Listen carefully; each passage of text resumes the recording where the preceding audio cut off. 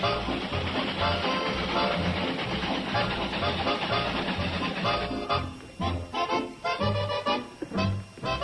all the excitement about, Joe? Sam's giving away free coffee. Well, there's got to be more to it than that, Uncle Joe. It has something to do with the new post office. Well, let's go see. Hi, Mr. Drucker. Oh, howdy, folks. Free coffee right here. Oh, there's soda pop over there for you girls if you'd like. Oh, thank you. What's this I hear about a new post office, Sam? Oh, we'll get to that in just a moment, Steve. Sugar and cream right there. Here you go, Joe. When Bert put the new chair in his barber shop, he not only gave free coffee, but donuts as well. Well, so does Drucker's right there on the table. These are plain. Ain't you got any sugar or jelly? No, but I got some that'll suit your personality. Crumb. I'd be glad to help you with the coffee, Mr. Drucker. I know you have more important things to do. Thanks, Billy Joe. I certainly do have more important things to do. Ladies and gentlemen, if you'll step this way, please. At this time, it's my great honor to unveil our new post office. Well, what's so different about that? That's new? Looks like the same old post office to me. Well, instead of new, maybe I should have said modernized. Please note the new innovations I have installed. This pen with a chain attached for the customer's use. And this new stamp machine. This way, a person can come into the store any time of day or night, get the stamps he needs, whether I'm here or not. Yes, Steve? Sam, when you're not here, the store is locked up tight. How are we going to get in to use the stamp machine? Well, you... Oh, got a good point there. I'll give that further thought. Also, notice I have revarnished all the cubby holes. Oh, I see there's a letter for you there, Joe.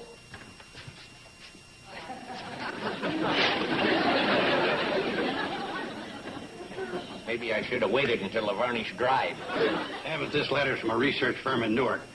With a check for my theories in interplanetary space travel, I'm going to sue you. You don't have to worry, Joe. Huh? It's from the AC-Doocy Novelty Company. Maybe it's about the Mark Decker cards you sent away for. Well, it's just like the ad said. Strictly for entertainment. To amuse and baffle your friends. Oh, sure. Oh, here comes the cannonball. Everybody be quiet for just a minute. This is all a part of the plan to streamline and modernize the post office.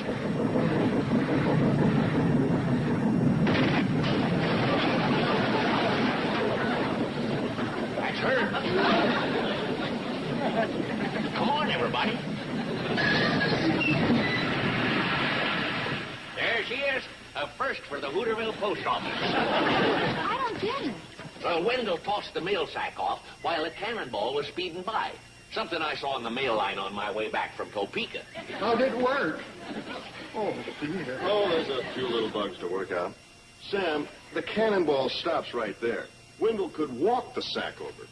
Yes, he could, Steve, but this is the space age. We timed it out. This way it saves 40 seconds, and these days every second counts. Well, here we are. The day's mail for Hooterville. Is that all the mail they're in? What's in the rest of the bag? Wendell's laundry. Here you go, Steve. Oh, Billy Joe. Here's one for Doc Craig. Well, I'll see that she gets it. Well, what do you know? Who would have ever thunk it? What is it, Sam? Who would have ever thunk it? What are you talking about? You know, that's absolutely amazing. Who would have ever thunk it? Will you tell us what you're talking about, and we'll let you know whether we ever thought it. Thank you. Will you quit beating around the bush and open that thing? Just read that address. Postmaster Samuel Drucker, Hooterville Substation, Hooterville. Now take a look at the sender. Post Office Department, Washington, D.C. It's really from the main post office in Washington. Yeah, it's got to be. The letter's got no zip code on it. I wrote those fellers down there and told them all about me streamlining and modernizing our post office, but never in the world did I think those fellers would bother to answer little old Sam Drucker clear out here in Hooterville. Well, all I can say is... Who would you ever thunk it? How will you open the damn thing? Well, I want to save the envelope to post on a bulletin board. Dear Postmaster Druckett, we regret to inform you that due to the economy drive in the post office department, we will be closing the Hooterville substation. What?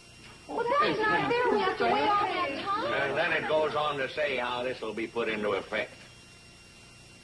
Well, that happened in a hurry. From a modern substation to a dead letter office.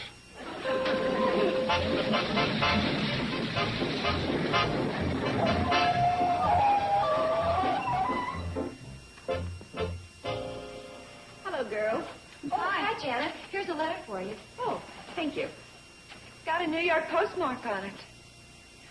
Well, you see, Janet, when a letter shows up around here with a New York postmark on it, it sticks out like a sore thumb. Usually our mail is from Crabwell Corners or Pumpkin Center. Well, this probably has to do with a medical conference that's coming up. Oh, that sounds exciting. Well, exciting isn't exactly the word. It's just a group of people in the medical profession gathering to discuss new techniques and discoveries. Yeah, but in that gathering are a lot of young doctors. You may be right. I never thought of it that way. You know, this might be the last letter you'll ever get from the Hooterville post office. Oh? Mr. Drucker was notified today that his substation's going to be closed. Oh, what a shame. Girls, I've got the answer. Hi, Doc. Hello, Joe. Doc, you can get in on this, too. We're trying to think up ways to save the post office. Well, I'd love to help, but right now I have to make some house calls. But you'd let me know if there's anything I can do. Okay. Oh, say, Doc. Oh, it seems to have cleared up. Thanks. Goodbye. Best thing that ever happened, letting Doc move in the hotel here.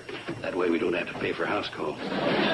Joe, what about the post office? Oh, yeah. Well, here, sit right here. Now,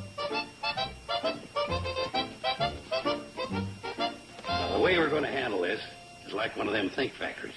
Think factories? Yeah, I've been reading up on them. It's where a bunch of guys sit down together in a room, and they're presented a problem, and they come up with ideas how to solve it. Oh, well, that makes sense. They start out by everybody pitching ideas. First thing that comes to your mind, no matter how nutty. Oh, we've got a good group for that. Now, first of all, we'll have someone state the problem.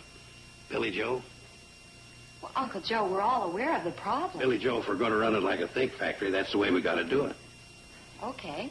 Well, the problem is that the post office department is going to close down the Hooterville substation because of an economy move. And since the Pixley post office does more business, we'll have to get our mail from there. That was well put, Billy Joe. Now, how shall we overcome it? Bobby Joe, you start out. Well, why don't we get everybody in the valley to write himself a letter and send it through Mr. Drucker's post office? And that'll show him how much business we can do in Hooterville. So much for nutty ideas. Bobby Joe, this has got to be something brilliant, clever, ingenious. Hey, wait a minute. Maybe that's not such a bad suggestion after all. You like my nutty idea? Yeah, but it could be even nuttier. I'll take care of that part. Let's see. Yeah. Now all we got to do is have you girls help me canvass the valley. Sure, we'd be glad to help. Oh, anything to keep the post office open. Petticoat Junction will return after...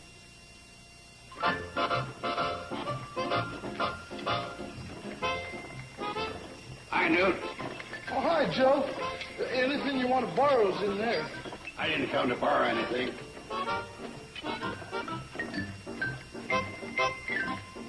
Hey, Newt. I want you to take every one of them newspapers and wrap it up separately and mail it to yourself through Sam's post office. Did you hear what I said? Well, I hope not. Would you mind running through that again? I said I want you to take every one of them newspapers, wrap it up separately, and mail it to yourself through Sam's post office. This grinding must be getting to me. I swear I heard you say to wrap every one of them papers and mail them to myself through Sam's post office. That's exactly what I said. Joe, last night when we had the lodge meeting and you was in charge of the ceremonial wine, are you sure you didn't... No, I didn't. This is all for a good purpose. If we give enough business to Sam's post office, they won't close it down. Yeah, but Mailing every one of them papers is going to cost at least a couple of bucks. Well, ain't it worth a couple of bucks to keep the post office open? Guess you're right. Now, you be sure and do it, because I'm checking your name off the list. Okay. No, say, while you're at it, why don't you just wrap up that old oil can, mail it to yourself, parcel post. Okay. It's going to be awful messy. That can don't have a top to it. These crop dusting manuals are great. Now, you want me to mail these back to myself through Sam's post office? Right. Who thought of this brilliant idea? Don't tell me. Uncle Joe. Well, I helped him. For an idea like this, he needed help? Steve, I can see where it might do some good. If Mr. Drucker starts handling more mail than the Pixley post office, then his station will be the one picked to be kept open. This'll be terrific. You want us to mail that, too? Uh-huh. Bobby Joe, this will cost a fortune to send through the mail. Not necessarily. Just put a 6-cent stamp on it. A 6-cent stamp? Right. And Mr. Drucker can collect the postage due at the other end. Hey, that's very clever. I never would have thought of that. Bye. But if we only put a 6-cent stamp and there's postage due, and we're mailing it to ourselves, that means that we're going to be stuck with the postage due. Oh, Steve, why do you have to be so technical about everything? Technical? I'm just trying to... Baby. Now, take these manuals and these magazines. Hey, it's the baby's pacifier. I've been looking for that for weeks. Could I use it until the baby wakes up? Oh, is my oldest baby upset? That's a much better pacifier.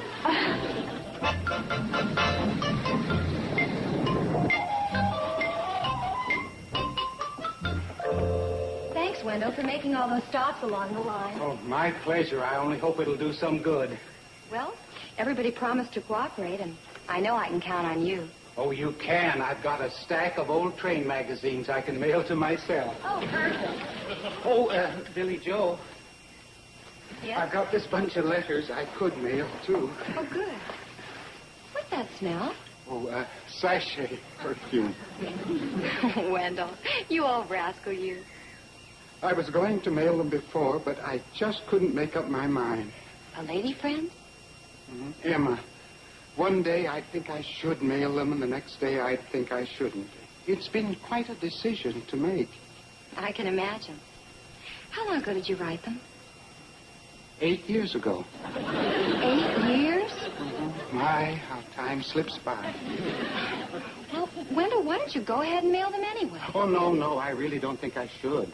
How come?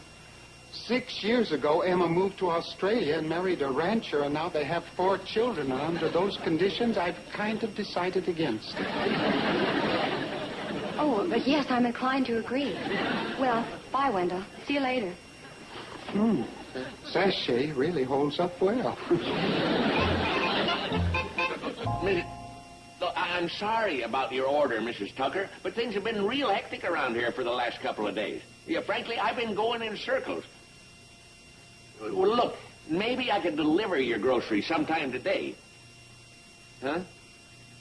Too late? Your dinner party was yesterday? Yeah, Mrs. Tucker. Morning, Sam. What's new?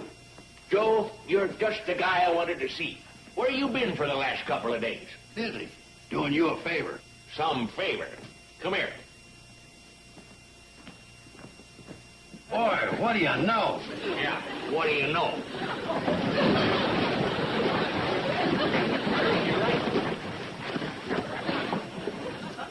These valley people really come through in a crisis, don't they?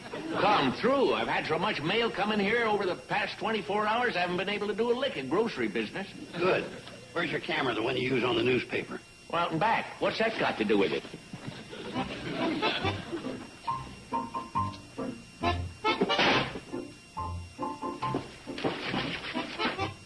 An oil can. People have mailed in everything but the kitchen sink.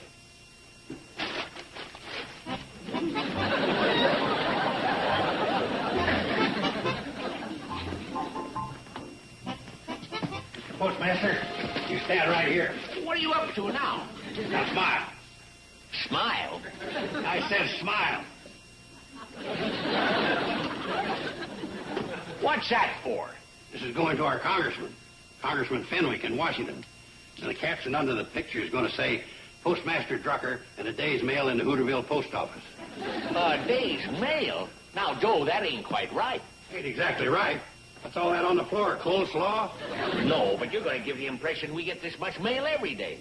I hope so. That way they'll keep this post office open and close the one in Pixley. I'll report to you when I get back. Get back? From where? Washington. Oh, Washington? Yeah, I'm going back to see Congressman Fenwick in person. We're in Washington. And they think they got troubles with their foreign policy. Petticoat Junction will return after these messages.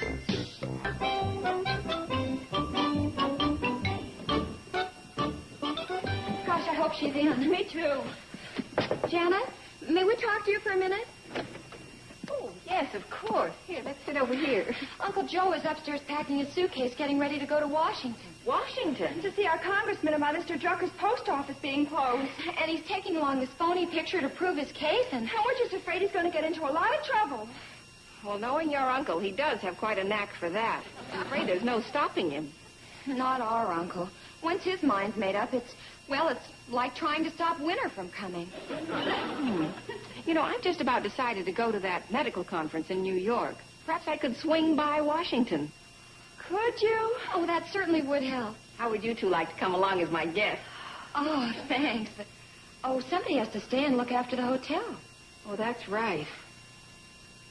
Hey, Bobby Joe, why don't you go along? I get plenty of chances to travel when I'm singing. Oh, thanks, Billy Joe. Oh, but I couldn't leave you here alone. Well, sure you could. No, I couldn't. Sure you could. I'll go pack.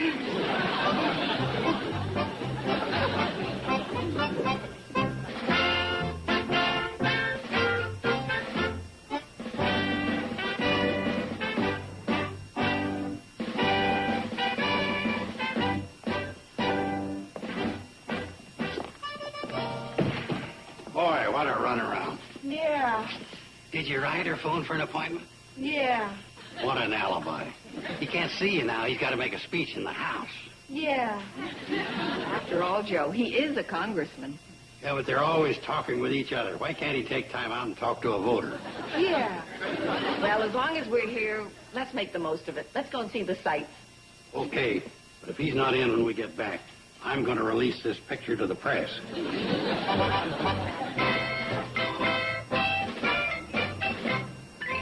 You mean to tell me he's still making that speech? What a windbag. Okay, I'll go right to the top. Get me the post office department. Joe, do you really think you're doing the right thing? I mean, that picture is sort of a fraud. Hello, post office department? I want to speak to the postmaster general. Oh? How about the postmaster lieutenant? Postmaster corporal? Well, who can I speak to? Oh. Well, miss, we got... Hey, wait a minute. Who are you? You were just passing by and heard the phone ring. Forget it. I'll call my congressman later.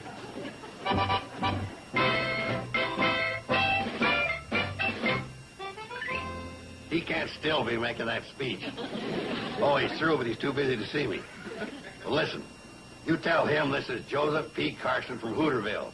I got 5 votes in the family. Right. They're all alike. He'll see us at 5.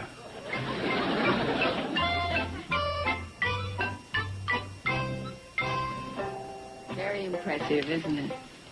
Yeah. Old Abe. Like I always said, he was the best one. We learned the Gettysburg Address in school, but I couldn't recite it now. I think that's true with most of us. Let's see.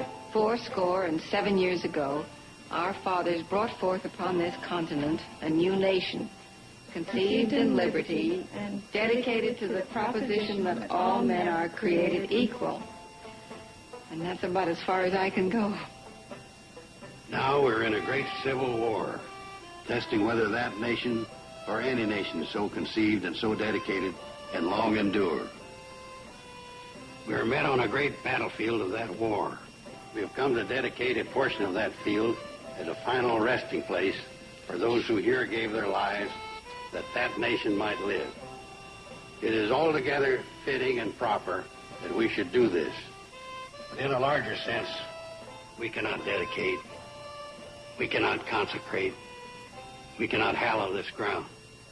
The brave men, living and dead, who struggle here have concentrated it far above our poor power to add or detract.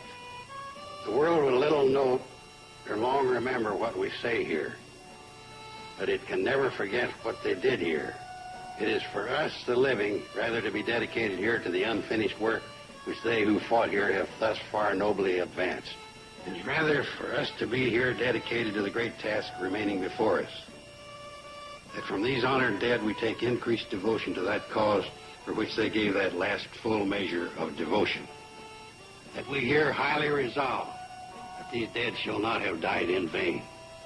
That this nation under God shall have a new birth of freedom, and that government of the people, by the people, for the people, shall not perish from the earth. How about that? The old guy didn't miss a word.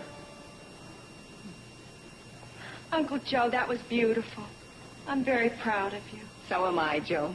Yeah, like I always said, I figured he was the best. Well, we better get going if you're going to see Congressman Fenwick. Right. Yeah, Are you coming, Joe? and I guess we'll just forget about this. Hope you're satisfied.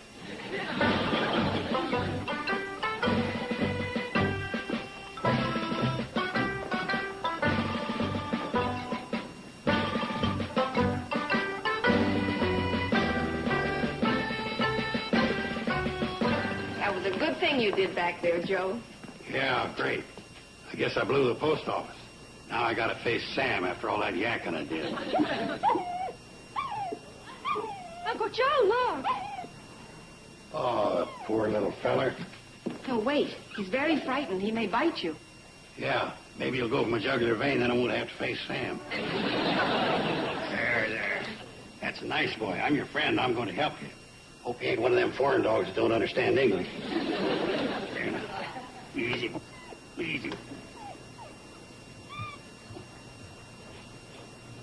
That's a nice boy. You feel better?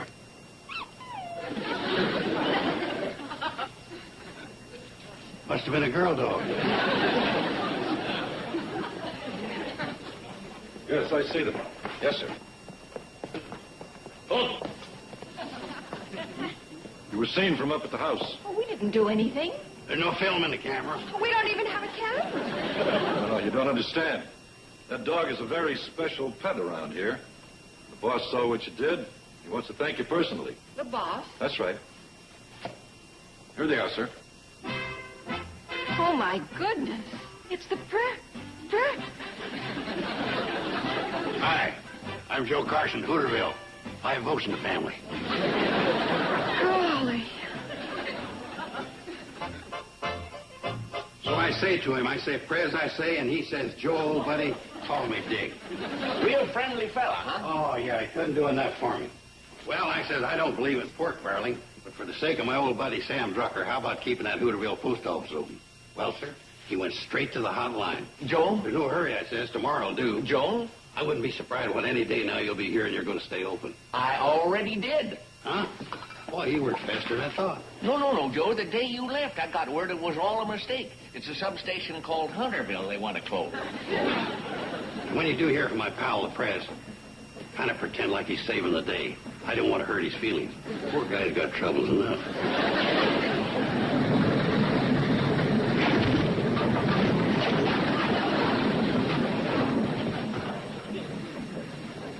Mail's here.